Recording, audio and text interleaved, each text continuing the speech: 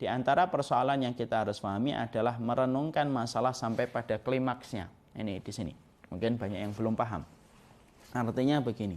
Banyak masalah yang kita jumpai pertama kali kalau kita duduk merenung, maka kita akan ketika kita duduk merenung memikirkan hal terjauh dari masalah yang kita hadapi, maka kita akan sampai pada kesimpulan bisa jadi apa yang kita anggap masalah di awal masalah itu timbul ternyata bukan masalah pada akhir masalah itu kalau kita merenungkannya.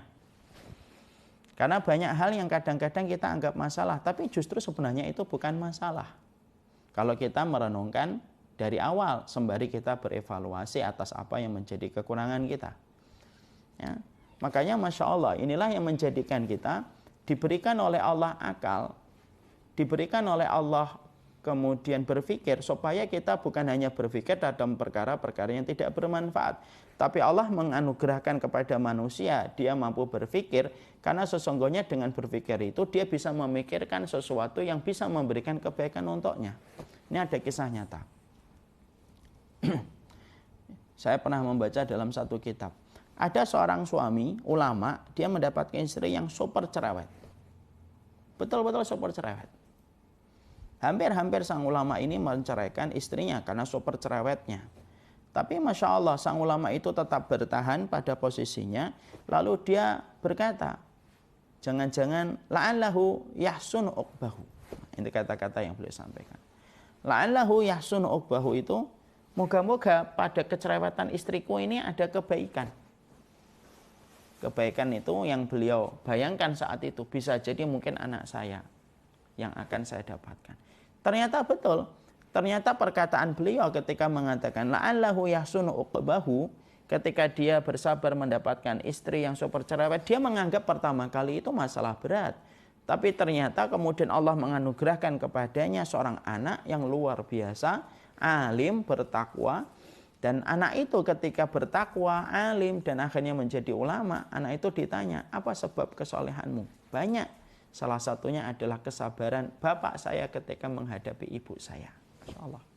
Jadi banyak masalah yang terkadang kita anggap awal masalah itu berat, tapi ternyata itu bukan masalah pada kehidupan kita. Saya pernah menjumpai ada seorang karyawan di sebuah bank swasta, dia dipecat. Tapi ternyata akhir dari masalah itu justru itu jadi anugerah. Akhirnya dia punya bisnis. Yang mana bisnis itu tidak akan pernah dia miliki kalau dia tidak dipecat dari perusahaan tersebut. Banyak kebaikan yang menanti, terkadang kebaikan itu Allah berikan dengan proses ujian terlebih dahulu. Sebagaimana kita kalau sama anak, maaf, kita ini kalau mau sama anak, pengen memberikan hadiah yang cukup mahal, kadang-kadang kan kita nguji anak kita. Ayo pijitin dulu, ayo kemudian injek-injek abi dulu. Baru setelah kita uji dengan pijetan, injek-injek kakinya, baru kemudian setelah itu kita berikan hadiah. Ini hadiahnya sepeda.